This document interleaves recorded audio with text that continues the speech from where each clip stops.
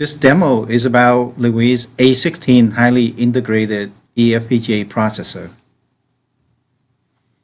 This shows you the block diagram of the eFPGA processor. On the right-hand side of the block diagram, which is this area here, it shows many peripherals and a cluster of RISC-V CPUs.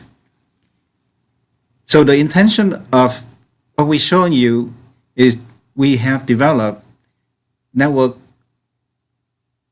on-chip buses and as well as AXI stream buses, and that can form 50% of our chips. This shows the overview of the network on-chip bus structure along with the AXI interfaces. So on the left-hand side, you see the RISC-V cluster, and it goes through the NOC switch here, and here's the NOC interface. And from NOC interface, it goes out to the AXI stream through the NOC to AXI-S bridge. And on the AXI stream bridge, we put high-performance peripheral, such as Ethernet. In this case here is the 10 gig Ethernet. And on the bottom of the slide, you see that these are very slow peripherals. So the intention here is that we want to show the bus structure that support both the high-speed peripheral as well as the slow-speed peripherals. And it connects back into our network on-chip interface, which form the cluster that the RISC-V can hook onto. And it forms 50% of our chip. And this slide here shows you the test bench that Karate is going to show you in simulations. And it's very similar to what I have shown you before. And so we'll let the demo show you that. So right now we are going to start the simulation. So the simulation tool that we are using now is Model Sim, and in the Model Sim I already built the environment. So as you can see here, all the modules that were in the slides are here, like NOC master, NOC to access bridge, and the different peripherals are also here. So here is the LMAC, here is the UART1, UART2, I2C1 and I2C2. So I have already compiled the code. Now I want to run the simulation. So this is the script that I have created. So I'm just going to run the script. The intention of running the script is to show that the simulation is working. The waveform here is not viewable, so I have the screenshots that I'm going to show you. So this screenshot is for the Ethernet. So this is the NOC master. So the packet is coming from the NOC master to the bridge.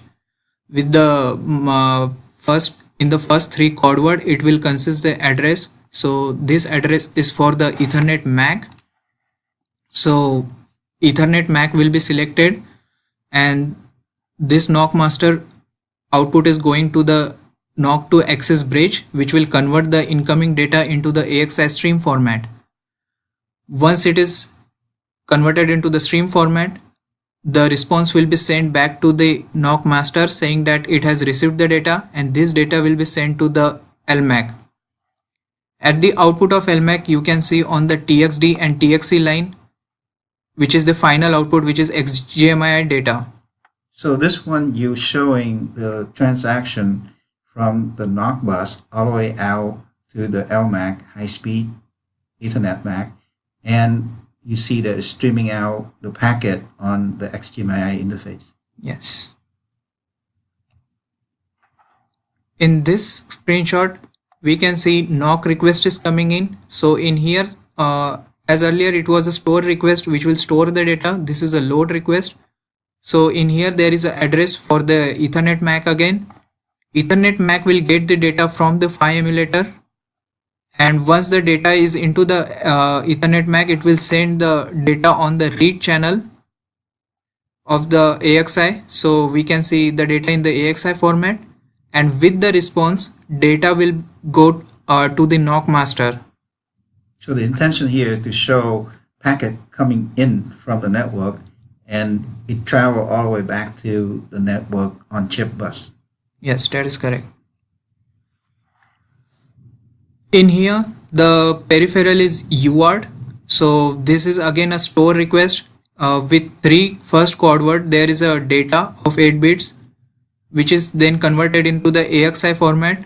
Once it takes the data, it will send the NOC response back to the NOC master. On the TXD line, we can see the data going at the output of the UART. Same thing happens with the load request. So load request is coming into the UART. From the 5 emulator, we are sending the data to the UART on the RxD line. This data is then converted into the AXI format and sent on the read channel. Then we see the data going on the NOC response. So that was a UART transmit and receive Yes, and go all the way from back to the NOC. yes.